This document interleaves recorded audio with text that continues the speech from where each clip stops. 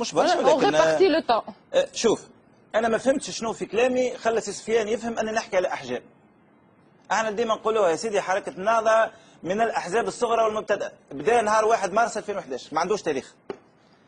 اللي نحكي عليه هو التمثيل في وجهات النظر حول موضوع الحصه، موضوع الحصه اللي هو الموقف من نشاط الهيئه، هل هو تقييم ايجابي ام سلبي؟ كيف ننظر لهنا من الحاضرين زملائي اللي في الهيئه نعرف مواقفهم، انت نعرف مواقفك سي سفيان، سي عبد العزيز ما كنتش نعرف مواقفه وانا عرفتها اليوم، والسيده مقدمه الحصه ايضا نعرف موقفها لانه وقت انسحبت حركه النهضه حسب موقف اذا كان صح انه صادر عنك في الفيسبوك قلت تهال الى جهنم. به بالنسبه للنقاط الاخرى اذا تقول انه المشروع المجتمعي يا سي سفيان، انت شخصيا كيف تكون رايا حول حزب او حدث او شخصيه؟ مما يقول ومما يفعل ومما يمارس كيف لحظه فقط كيف وصل الى علمك وحصل في دماغك أنه حركة النهضة مشروعها ديني إسلامي تيقراطي في مقابلة مشروع آخر حداثي جمهوري؟ كلامك هذا للأسف الشديد مش صحيح وينم عن وينم لحظة دكتور. أنا سمعت سي سمير ديلو في موزايك لا سمح لي لحظة دكتور أنت مشهور بالصبر الله يبارك وبرودة الدم يبدو أنه جاء في الحديث ما خرجك على برود دمك شوية صبر. لا ما نحبش لا خليني نتكلم سي سفيان بعد نجاوبك. مش تجاوبني أنا أنت تقول مشروع حركة النهضة. لحظة فقط لا باش نرجع لك للتصريحات واذا عندك ما تواجهني به مرحبا لانه مازالت نقطة أخرى ماذا بيا تجيب لي فيها أدلة. مشروع حركة النهضة وما أمضت به وعندي ما أمضت فيه وحاضر سي أنور محلايا في 18 أكتوبر قلنا نحن مع الدولة المدنية وقلنا أن حركة النهضة هي حزب سياسي حاليا اخذت تأشيرة بناء على قانون أساسي، وإذا كانت حركة مرجعيتها إسلامية مش معناها أنها ستحكم باسم الدين وإلا تدعو إلى دولة تيوقراطية. أما أنت إذا رأيت أنه الحزب باش تواجه وتكون مواجهتك ليه اسهل وقت اللي تلبسوا جبه نتاع الدوله التيوقراطيه ونتاع الكليشيات اللي تسال مواجهتها ذاك شانك وانا اشفق عليك لانك تقع في خطا منهجي لانك باش تعدي حياه فيها نضال دون كيشوتي تواجه طرفا غير موجود لانك تحارب طالبان وانت تشوف في حركه النهضه. ثالثا تو ديما نحكي وانت بديتها من الاول واضح معناها توجه تقول حركه النهضه خالقه مشكله.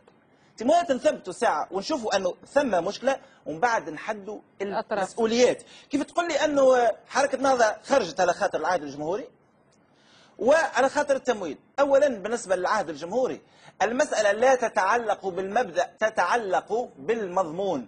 تنجم تكون حركة النهضة داخل الهيئة ولا تمضي على العهد الجمهوري إذا كان لم توافق على مضمونه، وتنجم تكون خارج الهيئة وتمضي على العهد الجمهوري الذي نوقش داخل الهيئة إن وافقت على مضمونه أو على أي عهد أو ميثاق أو عقد آخر خارج الهيئة مع أطراف أخرى، والأطراف اللي خارج الهيئة أكثر من الأطراف اللي داخل الهيئة، إن وافقت على مضمونه علما بأن العهد الجمهوري هو التزام بين أحزاب وهو التزام أدبي وأخلاقي يلزم به كل حزب نفسه. أما بالنسبة للأموال أنا أقول لك البين على من ادعى.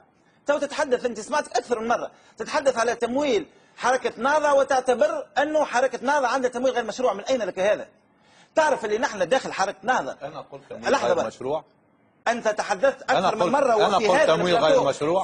في هذا البلاتو بالذات تحدثت على أنه ثم مظاهر تمويل غير مشروع. عمري ما تمويل لا عبرت عليها يا سيدي بشفافية التمويل. لحظة اللي قلته أنت تو آخر مختلف يا سي سفيان اللي قلته ما توليش عارف سي سفيان. لا أبدا ولا يدخل يا سي سفيان. لحظه فقط يا سي سفيان انت تعبوك في الاخبار برشا ظهر لي.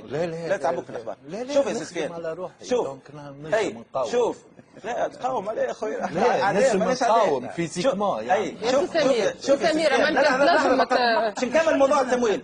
بالنسبه لموضوع التمويل فيما قلته الان موجب للمؤاخذه القضائيه لانه هذا ادعاء باطل، ولكن اطمئن بالا مالاش باش نقضيوك يا خويا، ما نحبش نحكوا مشاكل مع القضاء. فليطلع لنا قبل تمويل حركة النهضة شفاف ونزيه وهو مال حلال، وعلى من يدعي خلاف ذلك ان يثبت وهو القضاء قدامكم والدولة قدامكم، الا اذا كانت تتهم الدولة بانها متورطة احنا اللي نحبوه مال قانوني مش مال حلال. اي حلال وقانوني، كان حلال شوية. لا لا نحن نحبوه حلال وقانوني، نحبوه حلال وقانوني. سمير ديلو يعيشكم. انا